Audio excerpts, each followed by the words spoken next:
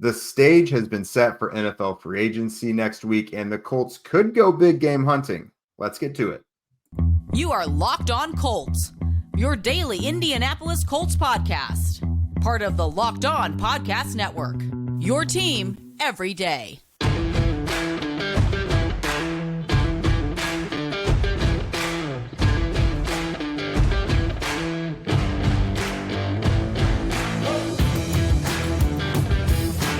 All right. Thanks for tuning in and making us your first listen of the day. This is your daily podcast covering your Indianapolis Colts, part of the Locked On Podcast Network, your team every day. And today's show is brought to you by FanDuel. Make every moment more. Right now, new customers get $150 in bonus bets with any winning $5 bet. That's $150 if your bet wins. Visit FanDuel.com/lockedon to get started. What up, y'all? This is Jake Arthur and Zach Hicks from horseshoehuddle.com. And today we are talking free agency. The franchise tag deadline has passed. We now know who is going to be on the open market and who has basically been claimed by their team for a year, unless, of course, some multi-year deals get hammered out in the next few days. The illegal tampering period is March 11th through 13th. And the party officially gets started at 4 p.m. on the 13th next week. So we are very, very close. So today, Zach and I are going to bring you specifically some of the biggest buzz among free agency type stuff with the Colts is the possibility of them trading for Chiefs franchise player, cornerback L'Jarius Sneed. So we'll address that. And then we'll get into some other very notable players around the league that, in years past, we kind of poo-poo the idea of going for the big name guys because we just don't think it's going to happen. And we've kind of known it's never going to happen because it often doesn't with the Colts. But the vibes seem different this year. So who are some bigger names we could see the Colts actually going for, whether through free agency or even other Sneed type trade scenarios? So Zach, why don't you lead us off, man? L'Jarius Sneed, yay or nay? Yeah, I mean, I think this is the type of move that Chris Ballard has shown that he would make. When we talk about him paying in free agency, he has this quote that he says every single year where you don't want to give A money to B players, but he's willing to trade A capital for A players or willing to trade just capital for A players and pay those A players like we saw with DeForest Buckner years ago, like we've seen with how aggressive he gets when he was trying to get a quarterback. Now, those didn't work out, but you know what I mean? Like he has shown the willingness to make these trades for players that he feels can be difference makers. And a guy like L'Jarius Sneed is a difference maker. I know he's never been a Pro Bowler or an all-pro type player, but if you've been watching the Chiefs at all the last couple of years, that is a guy who is a difference maker at corner. Really good in press, really aggressive physical corner, really fast too, really athletic. I think he ran the 4.3s at the combine a couple years ago. Just a really, really good, smart, savvy, tough physical player that the Colts just don't have at corner right now. They have a lot of young guys who are not ready for that advanced role in the team. And when you have a guy like Sneed who can play inside and out, who can play man on the backside if your cover 3 Mabel calls and take away that backside receiver, I think it just adds a lot of dimension to your defense. It kind of brings back what the Colts had in Stephon Gilmore, but a younger, even better version of what Gilmore was for the Colts in 2022. So yeah, I think, when we're looking at big moves the Colts could make this offseason outside of, making a move up in the draft or something like that, I think a trade for a player like L'Jarius Sneed makes a ton of sense. So when the report came out yesterday that the Colts are interested in him, or they have talked to the Chiefs about him, that doesn't shock me whatsoever because it's very much a Chris Ballard type of move if he's going to make that big move. Yeah, and this I initially saw PFT said that there's apparently 7 teams that have kind of checked in on Sneed, the Colts being one of them. You and I, we both know people who would be in the know who have kind of reiterated that there's some interest there. So, this makes sense. For me, we've obviously talked about, the Colts could draft a player, obviously in the first couple rounds. That makes all the sense in the world. But if you don't have to have that need, that's real nice. And this is the type of move we've seen them make, honestly, for years. Sneed may not be like a top 5 corner necessarily, but we've seen really good Colts defenses with the likes of Avonte Davis, being your top corner, Xavier Rhodes for that 1 year, Stephon Gilmore, like you mentioned last year. these guys don't have to be necessarily Pro Bowlers, but when you're getting above average top cornerback play, that can be really, really valuable for your defense. And this feels exactly like that. And because Sneed only has that one huge year, again, it didn't get him all pro or Pro Bowl honors. It may not come at as hefty of a price as one might think initially.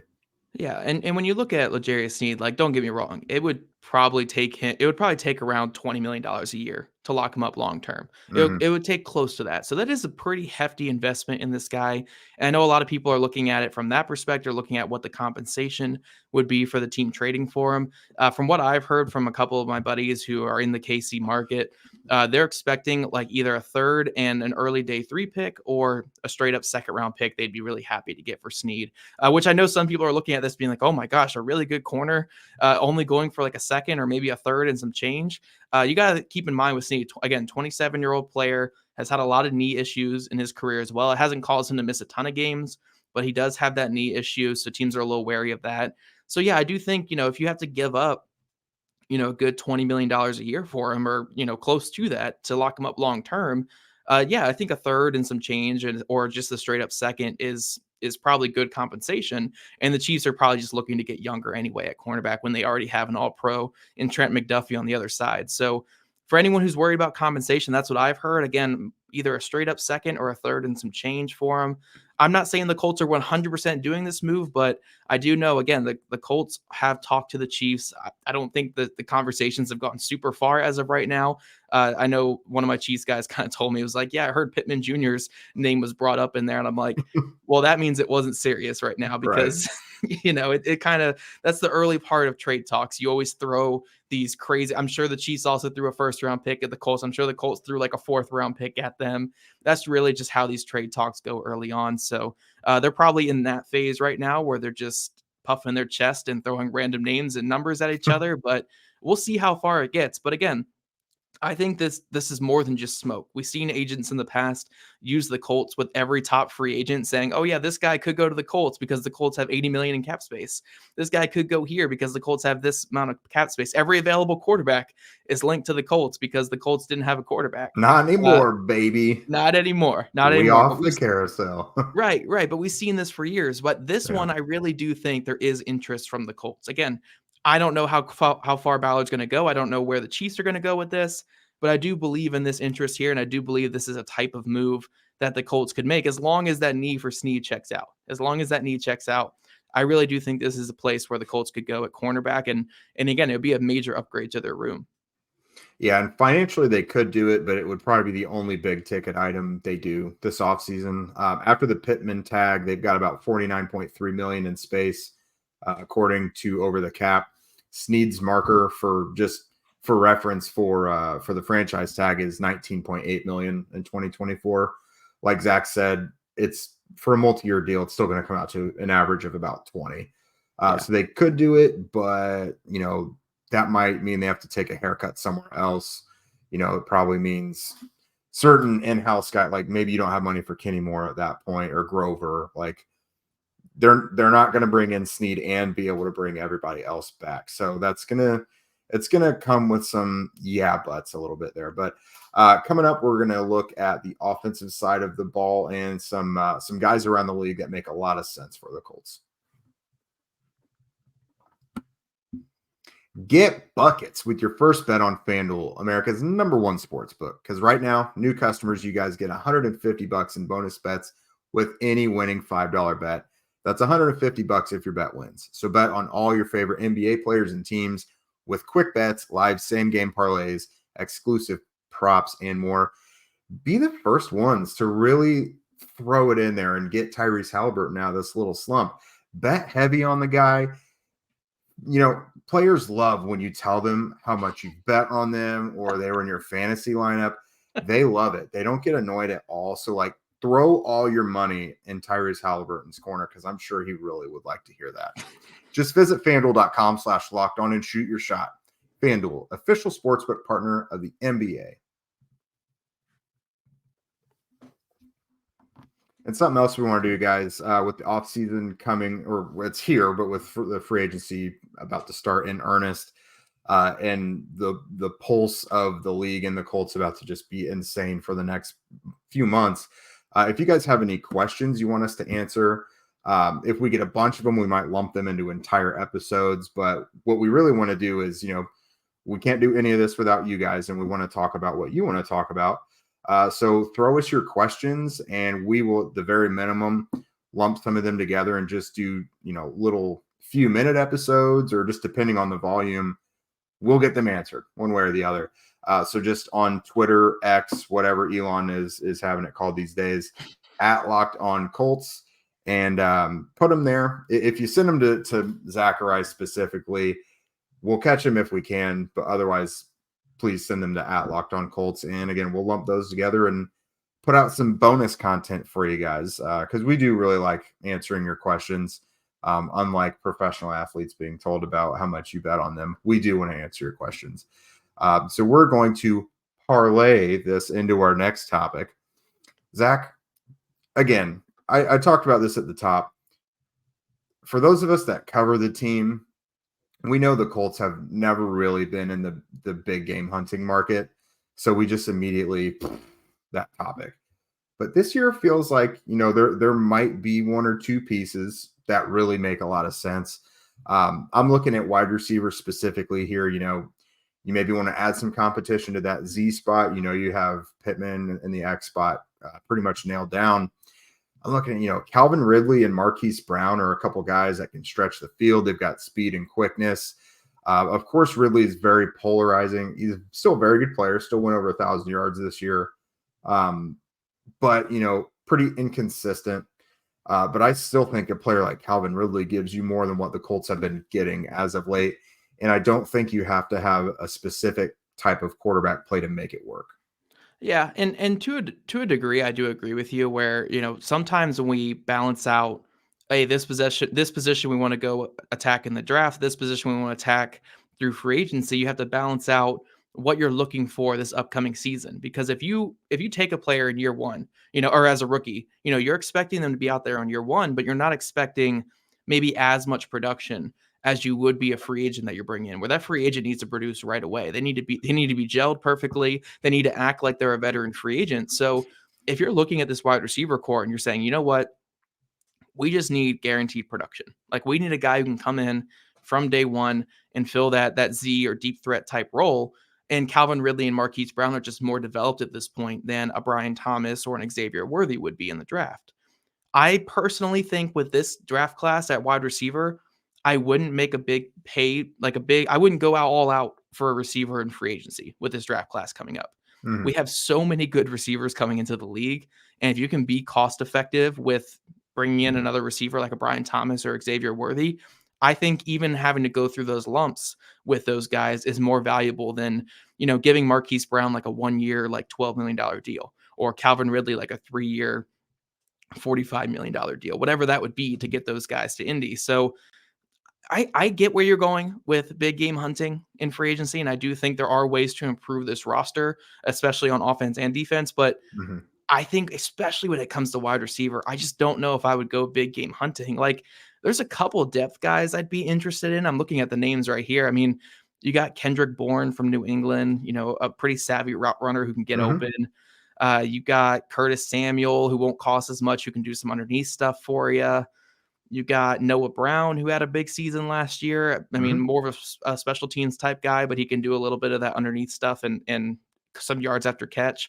So I think if I were to go wide receiver, I know that's not the point of this segment here, Jake, because I know you want to talk big names, but I just don't see the point in paying free agent wide receivers big money anymore, because we're seeing all these draft classes just littered with talent at wide receiver, and you can get talent on the cheap. You don't need to pay $12 to $15 million a year to get talent at wide receiver anymore. I kind of wonder if that oversaturation of talent winds up, kind of affecting the position in free agency down the line, where not necessarily like running back, where guys like Saquon Barkley and Josh Jacobs can't even really get fair value.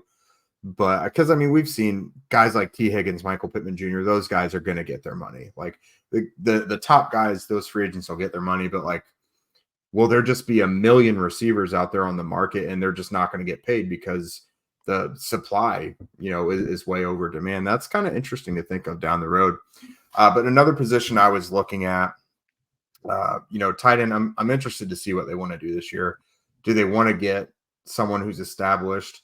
What do they want? Because that is just such a huge mystery, that tight end room right now, because how many eggs do you put in the Jelani Woods basket? Because the guy was not able to play last year. Drew Ogletree, the charges against him were just dropped, so perhaps he will factor into that room this year. That's not for me to decide. Mo Alley Cox, Will Mallory, like they've got guys, but we know if like a Brock Bowers fell in their lap, they would do that. So free agency may not be the way to go. That's probably not a huge priority. But I look at like a Hunter Henry, a 3-down tight end, someone you don't have to have so many special packages for, anything, like a guy who you can have out there through a 2-minute drill, 3-4 minute drive, whatever, and he's going to be able to stay out there throughout the entire thing. I think that's pretty valuable. Curious to see what you think on that, or really even what the Colts would be willing to do in terms of free agency for tight ends.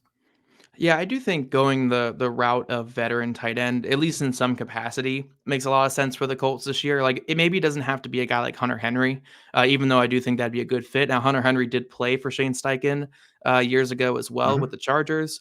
And obviously, Henry was one of the focal points of that passing game. He got a lot of catches in Steichen's offense. So I do think that's a good fit from that standpoint. But, again, when I look at tight end, it's kind of tough because you can't count on Brock Bowers being there at 15. You really can't. So you can't just say, oh, we'll improve our tight end room because Brock Bowers will be there at 15, when you can't even say it's going to be likely that he'll be there. But also, this is not a good tight end free agent class. But also, you don't want to go into next year saying we're going to run it back with all these same tight ends, because it just wasn't as effective as you needed it to be last year. So there's a lot of when it comes to this tight end room. And again, you don't want to rely too much on Jelani Woods being the savior that fixes it all. So I think it's a really interesting thing. I think when it comes to tight end, whatever they do there, I think will be the right or wrong. I don't know. I don't know which way to play with this. So I said it's a mystery. I legit don't know what I think about that whatsoever. Right. Like, do you add just a blocking tight end? Do you add just a veteran who knows how to get open? But that would kind of eat up Will Mallory snaps, who looked like he was coming on late last season. Do you hope on Jelani Woods? Do you wait for Brock Bowers? And if Bowers is gone, you take Jatavian Sanders around 2. Like, there are a lot of ways to go about it. So I wouldn't rule out like a Hunter Henry type signing or a Gerald Everett type signing or like those types, because I could see any real direction you go with tight end. I could kind of understand it. It doesn't have to be some massive signing, but it also doesn't need to be like anything. And you just hope and pray that these other tight ends can work out. And if they don't, then you made another mistake. Like, it's a really interesting position. I do agree with you. Like, it's hard to give proper analysis on it because I don't know if there's a complete right direction here. We might have to leave this to our comment section, Jake. Honestly. Obviously, our comment section here, they know more than we do. So you guys jump in there and tell us all you know about tight end. Do you think the Colts need to go out and get one of these mediocre free agents? They need to move all the way up for Brock Bowers? What do you think the Colts need to do to fix tight end? Because I don't see an easy solution out there for it. No. And there's some interesting things for offensive line as well, but nothing that really makes me tempted to disrupt the cohesion they have with the top 5 right now. Was there anything else offensively on your radar? No, I mean, backup quarterback, someone like Tyrod Taylor, I think makes a lot of sense for the Colts. I think we're all in on that. Like, I think everyone, like, there's still probably a caboose of the Gardner train, but I think the Tyrod train is really, really heavy right now. Look, I'm a VT guy. I love me some Virginia Tech football. Tyrod Taylor was my savior as a kid. So, Tyrod Taylor, man, I'd love him here in Indy. I would race out of training camp this year if Tyrod Taylor gets signed. I think Tyrod makes a lot of sense. Gardner, I think, still makes some sense too to bring back. But outside of that, I don't think the Colts are going to be super aggressive in free agency on offense. I think a lot of their signings will come on defense, which we're going to talk about here in a second. We're going to look at some defensive players the Colts could target in free agency next week. Passion, drive, and patience. What brings home the winning trophy is also what keeps your ride or die alive. eBay Motors has everything you need to maintain your vehicle and level it up to peak performance, from superchargers, roof racks, exhaust kits, LED headlights, and more. Whether you're into speed, power, or style, eBay Motors has got you covered. With over 122 million parts for your number one ride or die, you'll always find exactly what you're looking for. And with eBay Guaranteed Fit, your part is guaranteed to fit your ride every time or your money back. Because with eBay Motors, you're burning rubber, not cash. With all the parts you'll ever need and the prices that you want, it's easy to turn your car into the MVP and bring home that win. Keep your ride or die alive at ebaymotors.com. Eligible items only. Exclusions apply. eBay Guaranteed Fit only available to U.S. customers. All right, Jake, we're diving into big defensive free agents that we think the Colts could go after. Now, if you guys listened to yesterday's show, I talked about the Colts pursuant of a safety this offseason, how they're going to go after a safety in some capacity. I don't know if it's going to be the big name guys we're going to list here, but I do think they're going to bring in some outside veteran strong safety to pair it with Nick Cross next season. So you guys can go listen to yesterday's show.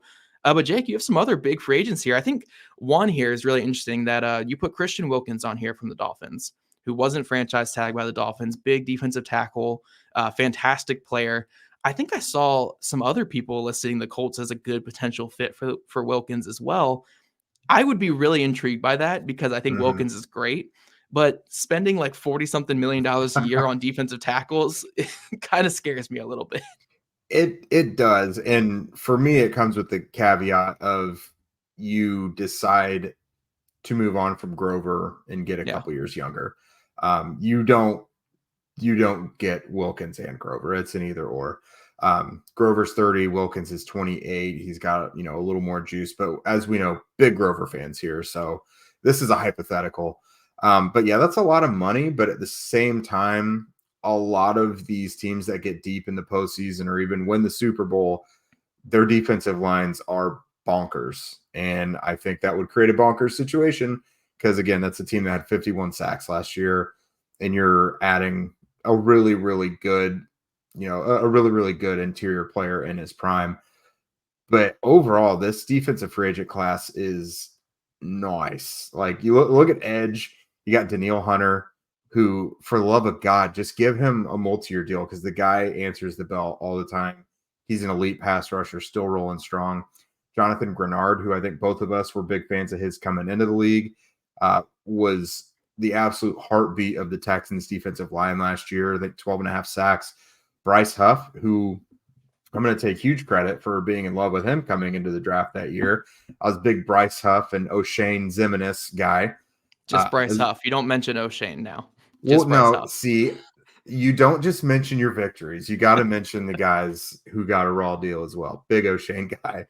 And then Chase Young, very interesting. Only 25, was a top pick, but all that keeps playing in my head is that clip of him totally loafing on a play, I think in the NFC Championship game or something, where there was it was bad. But again, when he was with the Commanders, he was playing with his hair on fire. Like, he looked totally back from his injuries. You look in the secondary as well. Kendall Fuller has probably been one of the most popular names that we've been throwing out. Chauncey Gardner-Johnson, probably my second ever favorite safety to scout coming out. Xavier McKinney and Cam Curl. So, like, there's a lot of really good names out there defensively for the Colts, and this is where I could really see them going shopping. Yeah, I think it's interesting, though. You put a lot of edge players on here, and I think maybe I'm in the minority when it comes to the Colts need to acquire an edge rusher, because I look at their edge rush last year, and look, I'm not going to say it was the greatest pass rush I've ever seen or anything like that. I'm not going to say they were top 5 in the league last year, or maybe even top 10. But I thought what we saw out of the edge rushers was really good football last season. Like, if Kwity Paye is your worst of your like prime rotation guys, and he's an 8-sack guy who is your base end who's doing a lot of contain rushes, I'm feeling pretty good at edge. I'm more concerned about the secondary. The secondary is terrifying to me. And I think that's really where the Colts need to shore some things up. So when I look at guys like Danielle Hunter, Jonathan Grenard, I'm just not sure what you would do. Like, obviously you would start those type of guys, but what would you do with all these mouths to feed? And also you have good players on your roster already. I think the only edge rusher I'd really look at, and I want to get your thoughts on this because it's probably a guy that you really liked as well coming out. If we're just going back to old Jake draft takes here. But Josh Uche is going to hit for the Patriots. Yeah. Very, very good speed rusher. You can maybe play him a little bit of Sam in the early downs. I know he didn't really do too much of that in the NFL, but if you just want to get him on the field. But if you're going to give him like, a couple million a year to come in and be your third down package guy alongside, Dio, Quiddy, Abukum, and DeForest, or however you want to do it. You can just be really creative with it. I think that makes sense because what the Colts don't have right now is a bendy speed rusher. They Mm-hmm. have a lot of power guys, a lot of, finesse guys who kind of use finesse off their power, but they don't have that pure bendy speed guy. So, like, if you want to add anything to this room, grab a pure pass rusher in Uche who never has to play on rundowns, can come out there for 20 snaps a game and just bend around the corner and force quarterbacks to step up. I think that's the edge rusher I'd look at. I don't think I'd look at these other guys that are going to be commanding 20 million a year. Uche, if you can get him for like 6, 7, 8 or whatever it's going to be, I think that one's more cost effective and just better for your defense overall. Yeah, and I do want to say I'm really not dissatisfied with the current edge group. I think coverage will help them a lot, but these guys are available and offer an upgrade in some scenarios. And you probably don't wind up with that many mouths to feed because if you add one of these guys, you're probably trading someone.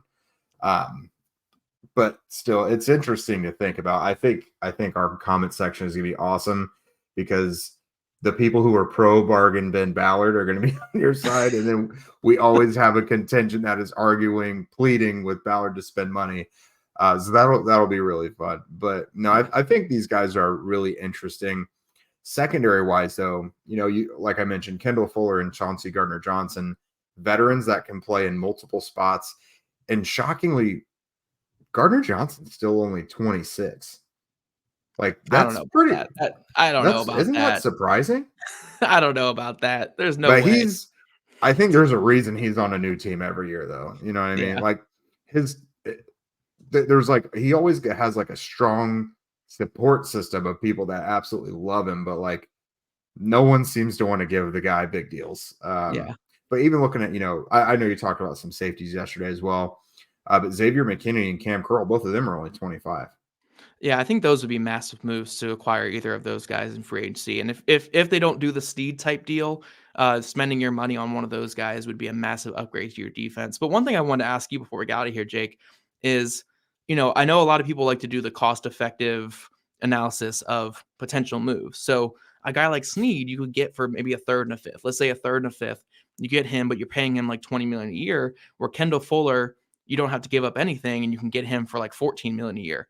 I don't think anyone is denying that Sneed is a better corner than Kendall Fuller. I mean, he's coming from one of the top defenses in football. Fuller's coming from by far and away the worst defense in football.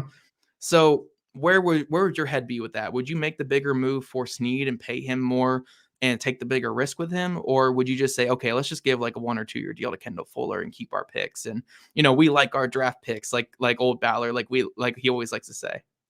I would go with Fuller. I would be more for the modest move because number one, I'm like Ballard. I want them picks, especially I want picks like in the first 4 rounds. Yeah. But I'm also very pro develop the younger guys. And I also want there to be an avenue for the Colts to take a Cooper DeJean, Terry and Arnold, Quinion Mitchell. I want that possibility to still be there in the first round. Just because I think that's better for them long term. And I think the Colts would be a little more hesitant to do that if they just spent a second or a third and a conditional fourth or something on a starting outside corner. I want one of those guys to be a high likelihood for the Colts in the first round. Because I mean, we do want, we want the explosive receiver as well. But I think we're both very much in the camp of explosive offensive player or really good corner or DB in general. So I definitely would be more on the Fuller train there. Because again, he's 29. You're not giving him any more than a 2-year deal. He could play inside or out. If Kenny Moore gets hurt, you have immediately his replacement right there, someone who is capable of doing it at just the same level. That's definitely where I would go. And I'm sure probably the same for you. Actually, I don't know. I think look, if it's third and a fifth for Sneed, I think I'd go Sneed. That's a great deal. It is. I would be okay with either of those scenarios, but just me personally, I would say. All right. We're going to set this one up. We're going to set up a lot of questions for you guys in the comments. Tell us what you think there. Kendall Fuller at like 15 million a year for like 1 or 2 years, or a third and some change and $20 million a year for L'Jarius Sneed in the comments. Let us know there.